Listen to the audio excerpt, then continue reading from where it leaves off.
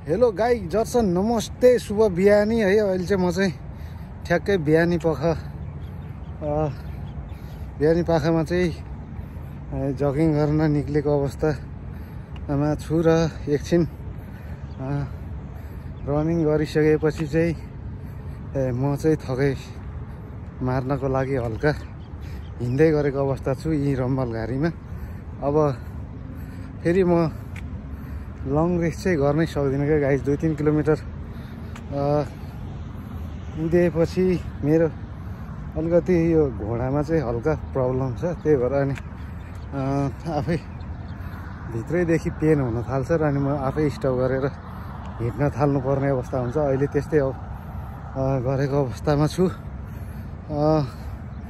अहिले चाहिँ अब के अपडेट दिनु र खै, सबै यस्तै छ। हिजो आज चाहिँ नेपालमा चाहिँ अब यातायात व्यवसायी सङ्घले चाहिँ गाडीहरू सार्वजनिक यातायातहरू चाहिँ नचलाएर बन्द गरेर ठप्प पारेको अवस्था छ हिजो सोमबारदेखि चाहिँ। अब यसमा चाहिँ तपाईँहरूको धारणा चाहिँ के छ गाइस? अन्त आफ्नो धारणा हुन्छ है। तर विदेशमा चाहिँ अहिले चाहिँ सार्वजनिक यातायातसँगै विभिन्न राइड सेयरिङ एपहरू चाहिँ सञ्चालन गरेर चाहिँ प्राइभेट ग्रुपहरू खोलेर चाहिँ यस्तै अनलाइन बुकिङ सिस्टम अनुसार चाहिँ ट्याक्सी सेवा नि दिइरहेको अवस्था छ।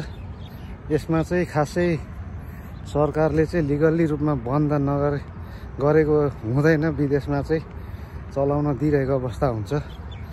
नेपालमा नि यस्तै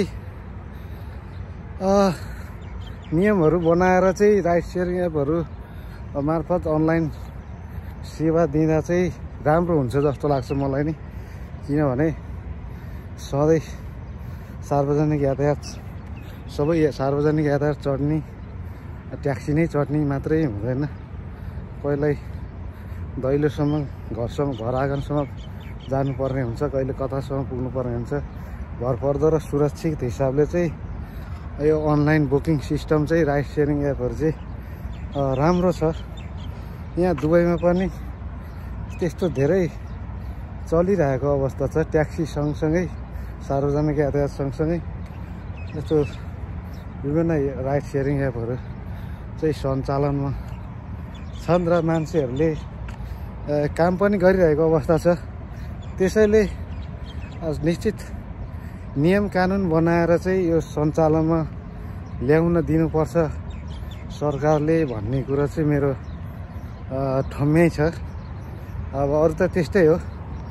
अब यातायात व्यवसायी सङ्घले चाहिँ ठप्पै पार्ने, चलाउनै नदिने हुँदैन। यो यस्तो भयो भने हामीलाई घाटा पर्छ, हाम्रो व्यवसाय धरापमा हुन्छ, व्यवसाय चल्दैन भन्ने हिसाबले चाहिँ आन्दोलन गरिरहेको अवस्था छ। राजा मरेर राज्य चाहिँ हराउँदैन है गाइस। त्यही भएर देशको समय परिस्थिति अनुसार चल्न पनि सक्नुपर्छ भन्ने मेरो चाहिँ धारणा छ।